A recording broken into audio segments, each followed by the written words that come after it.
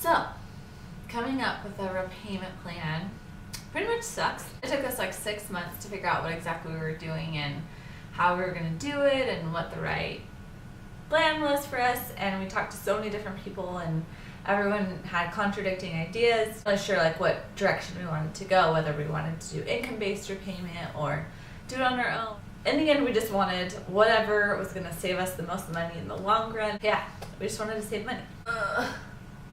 If you have 6 figures of debt, but also have 6 figures of income, there's a good chance that the same plan we are doing will be what works best for you too. So step 1, the first thing we're doing is signing up for repay, not pay as you earn, the repay. There's like 20 million different things of this.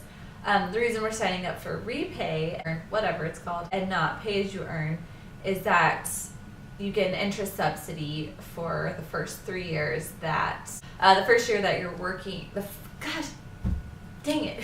You get an interest subsidy the first 3 years that you're signed up for it, assuming you don't make above a certain amount. So that's huge for us. We have a couple of our loans that are 7.9% interest. So to get those slashed in half while we're trying to build up our clientele and get going with working is huge. So step 1 is signing up for that and also scratching our grace period. So we're just gonna go ahead and start making payments even though we're still in our grace period. Step 2 is we're gonna start making payments immediately. So any income extra that we have each month is just getting thrown straight into student loans. You can look around our site. We have a really strict budget of $3,000 a month. Some frugal people think that's way too much, and most of our dentist lawyer friends don't know how we're surviving. But we live off of $3,000 per month.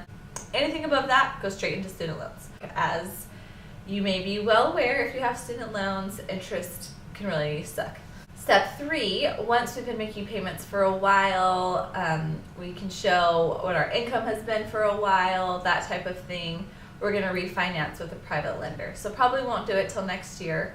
That way we'll also feel a little bit more comfortable about our own ability to pay off our loans. It's really comforting right now being signed up for repay because our student loan payment is practically nothing. So what we are forced to pay is nothing. We're just paying way more than that each month.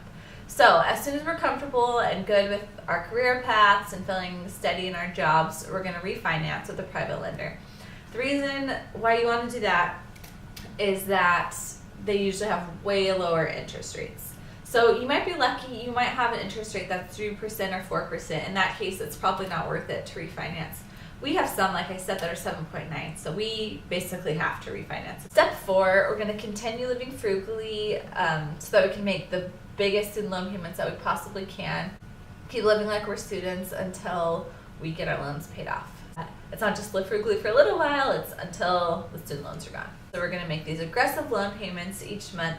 We're making more and more loan payments than we're living off of, sometimes by double or triple each month of what we're actually living on. But we're going to keep living frugally, keep doing that, which is just a step 5.